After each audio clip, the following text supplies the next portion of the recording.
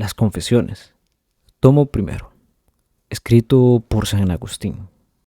Capítulo 3. Del viaje que hizo a Cartago para continuar allí sus estudios y de los intentos de sus padres en orden a esto mismo. En aquel año se habían interrumpido mis estudios, porque habiendo yo vuelto de Madauro, ciudad que estaba cerca de Tagaste, en la cual había estado aprendiendo letras humanas y la retórica, en este tiempo intermedio se iban juntando y previniendo las caudales necesarios para enviarme a continuar mis estudios a la ciudad de Cartago, que estaba mucho más lejos, lo cual se intentó y efectuó más por animosa resolución de mi padre, que por la abundancia de sus riquezas, pues él era un vecino de Tagaste, cuyas facultades y hacienda eran bien cortas. Pero, ¿a quién refiero estas cosas? No os la cuento a vos, Dios mío, sino que en presencia vuestra y haciéndoos testigos de ello, la refiero y cuento a todo mi linaje, esto es, a todo el género humano, en que verdaderamente se comprende cualquiera pequeña porción de hombres a cuyas manos vayan a dar estas mis letras y escritos. ¿Y esto con qué fin o para qué lo hago? Para que yo mismo y todos los que lo leyesen pensemos y conozcamos desde cuán grande y profundísima distancia de vuestra suma bondad hemos de clamar todavía a vos. Pero, ¿qué cosa hay más profunda a vuestros oídos que semejantes clamores, si los acompaña el corazón confesándoos y la vida es regulada por la fe? ¿Quién había que entonces no llenase de elogios a mi padre?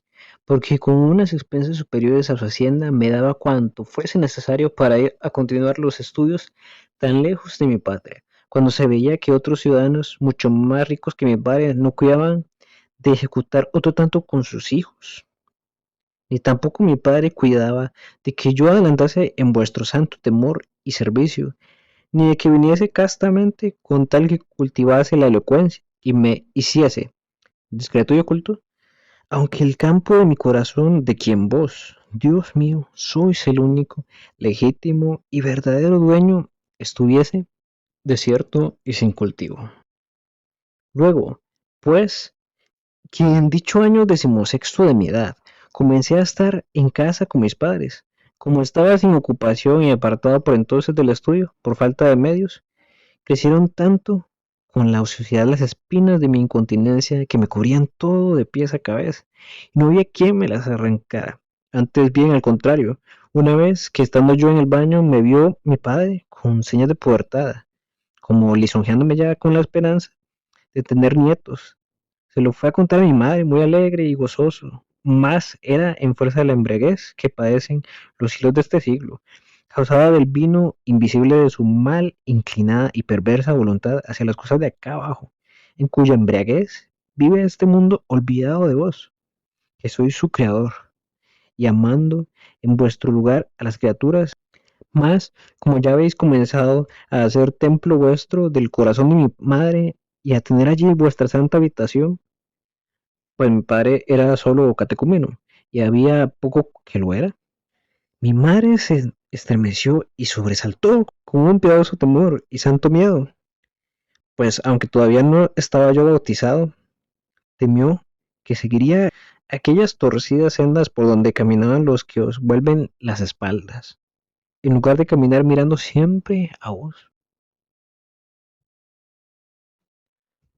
Mas, ay de mí, ay Dios mío, ¿cómo me atrevo a decir que vos callabais cuando yo me iba alejando más y más de vos? ¿Acaso es verdad que callabais vos, Dios mío, y no me llamabais? Pues, cuyas, si no vuestras, eran aquellas voces que resonaban en mis oídos, pronunciadas por boca de mi madre, fiel sierva vuestra, aunque nada de lo que me decía llegase a penetrar mi corazón, ni yo lo pusiese por obra, porque yo me acuerdo de que mi madre deseaba mucho acogerme a solas, para amonestarme muy seria y encarecida, como lo ejecutó, que no tuviese trato ilícito con mujer alguna, y especialmente con mujer casada. Pero a mí me parecían estos unos consejos murejibles, a los cuales me da vergüenza obedecer. Más ellos eran recados y avisos vuestros que mi madre me llevaba y yo no lo conocía. Juzgaba yo que vos estabais callando cuando mi madre me hablaba, y no cesabais de llamarme por su boca, y despreciándola yo, vos eras en ello el despreciado por mí, siendo yo un infeliz siervo vuestro, hijo de una sierva vuestra. Mas yo no conocía nada de esto, y corría tan ciegamente al precipicio, que me avergonzaba de no ser tan desvergonzado como otros compañeros de mi edad, porque yo les oía jactarse de sus maldades y gloriarse tanto más de ellas cuanto más feas eran y más torpes, con lo que me aficionaba a sus vicios, no solo por el deleite, sino también por el deseo de alabanza. ¿Qué cosa hay más digna de menosprecio que el vicio? No obstante, para no ser menospreciado, me hacía yo más vicioso, y cuando no tenía algún suceso con que igualarme a otros más rematados y perdidos, suponía haberlo hecho, siendo falso, para que no le pareciese yo más despreciable por ser más inocente, y no me tuviesen en menos por ser más casto. He aquí con qué compañeros iba yo paseando las calles y plazas de Babilonia. Me revolcaba en su cieno como si fuesen un ungüento olorosos, y para que me enlodase más y estuviese más tenazmente pegado a su inmundicia, el enemigo invisible me hollaba con sus pies en medio de ella, y me detenía allí engañado, porque era yo muy fácil de engañar en esto.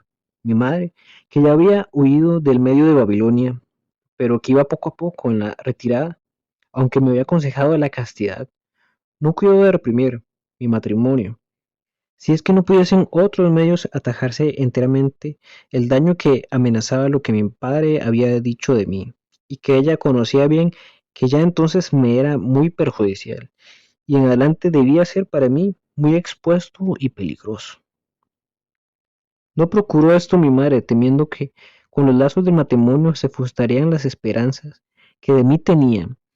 No digo la esperanza de la vida eterna que mi madre tenía puesta en vos, sino de la esperanza de mis adelantamientos en la carrera de los estudios, lo cual deseaban padre y madre con la mayor ansia, pero con esta diferencia que aquel, pensando muy poco o nada en vos, eran locuras y vanidades las que proyectaba acerca de mí, pero ésta consideraba que aquellos regulares y acostumbrados estudios de las ciencias no solo no me estorbarían, sino que también me ayudarían para conoceros algún día y poseeros.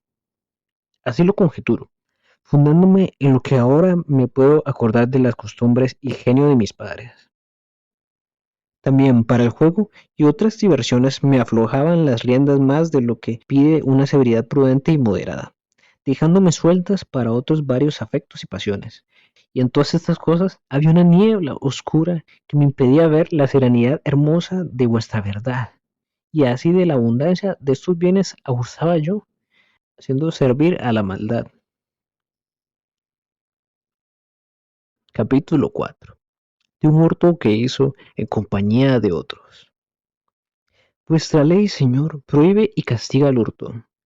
Y esta ley de tal modo está grabada en el corazón del hombre, que no hay maldad que baste para borrarla, porque ¿qué ladrón hay que pueda tolerar que otro le robe a él, aunque él esté abundante y el otro necesitado? Pues no obstante eso, yo quise hacer un hurto y lo hice efectivamente, sin que ello me moviese la necesidad ni la escasez, sino el tedio de la virtud y la abundancia de mi maldad, porque hurté una cosa que yo estaba sobrado, y de mucho mejor especie y calidad que lo hurté, ni tampoco quería aprovecharme de lo que iba a hurtar, sino que mi gusto estaba únicamente en el mismo hurto y pecado.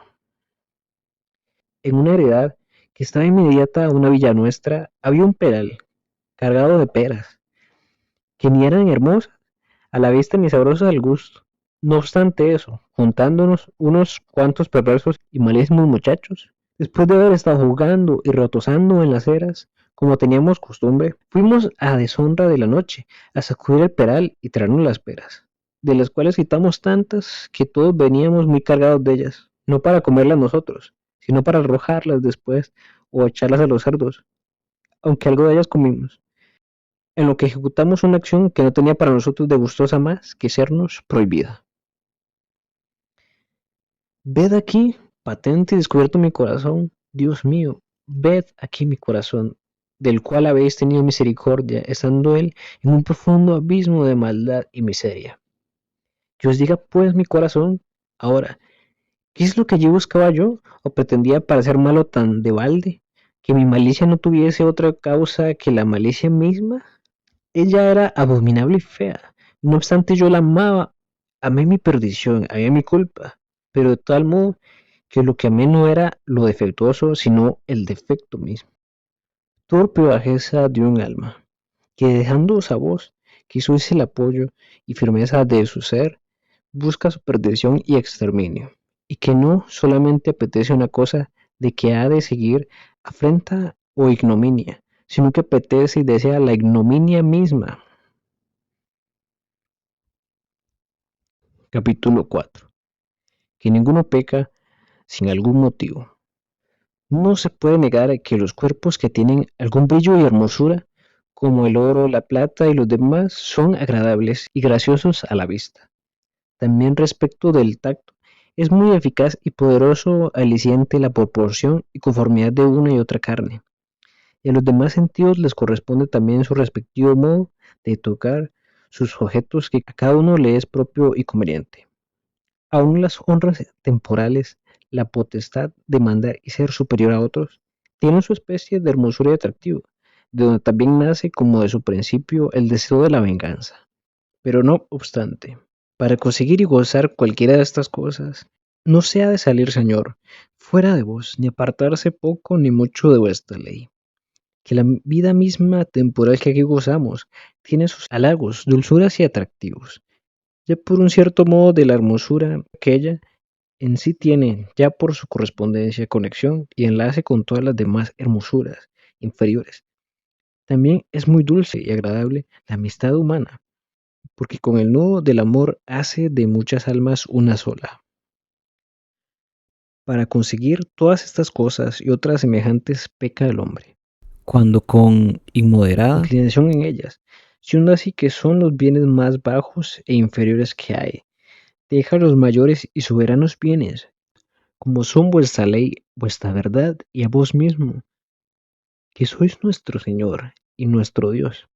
Es cierto que todas estas cosas inferiores tienen y nos comunican algunos deleites, pero no como los de mi Dios, que creó todas las cosas, porque en Él se deleitaban eternamente los justos, y Él es todas las delicias de los rectos de corazón. Por eso, cuando se desea averiguar el motivo o causa que pudo haber para cometerse algún delito, no suele darse por averiguado hasta que se descubre que pudo ser el apetito y el deseo de conseguir alguno de aquellos bienes que hemos calificado de inferiores y últimos entre todos, o el miedo de perderlos porque en realidad son hermosos y agradables, aunque respecto de los otros superiores y eternos y soberanos bienes sean viles y despreciables. Sucede, pues, que alguno comete un homicidio. ¿Qué motivo tuvo? ¿Que amaba y quería para sí a la mujer del que mató? ¿O quería lanzarse con la hacienda del difunto? ¿O quería robarle algo con que poder vivir? ¿O temió que el otro le hiciese a él alguno de estos daños? ¿O estaba ofendido de él anteriormente y le mató por vengarse? Por ventura, aquel hombre hubiese hecho el homicidio sin alguna causa y deleitándose solamente en el homicidio mismo. ¿Quién lo habría de creer? Aún en aquel malvado y cruel hombre, Catilina, de quien se dijo que era más malo y cruel cuando lo era de balde y sin motivo, se señaló antes la causa de esto, diciendo que lo hacía para que no se le entorpeciese con ociosidad la mano o el corazón. Pero esto mismo, ¿para qué o por qué lo procuraba? ¿Para qué? Ejercitándose en aquellas crueldades. Se pudiese apoderar de la ciudad de Roma y llegar a conseguir entonces sus honras, sus ejércitos y sus tesoros, y finalmente librarse del miedo y sujeción de las leyes y de los trabajos y molestias que padecía por la pobreza y escasez en que se hallaba, y por el conocimiento que tenía de sus maldades, con que aun el mismo Catelina no amaba sus atrocidades por sí mismas, amaba otras cosas, y para conseguir esas ejecutaba aquellas. Gracias por haber llegado hasta el final de este audio. Esperamos que estas palabras hayan tocado tu corazón y te acerquen más a Dios. Te invitamos a continuar con el siguiente video para seguir profundizando en esta obra llena de sabiduría espiritual. Y si este libro ha sido de bendición para ti, déjanos tu comentario y compártenos tu reflexión. Te invito a escucharnos ahora también en Spotify. Bendiciones en la divina voluntad. Gracias por vernos. Suscríbete al canal de Misión Rúa YouTube ahora para que podamos seguir difundiendo la misericordia de Jesús en el mundo entero. Y no te olvides de compartir, darle un me gusta, comentar y suscribirte al canal para ser un misionero Rúa más.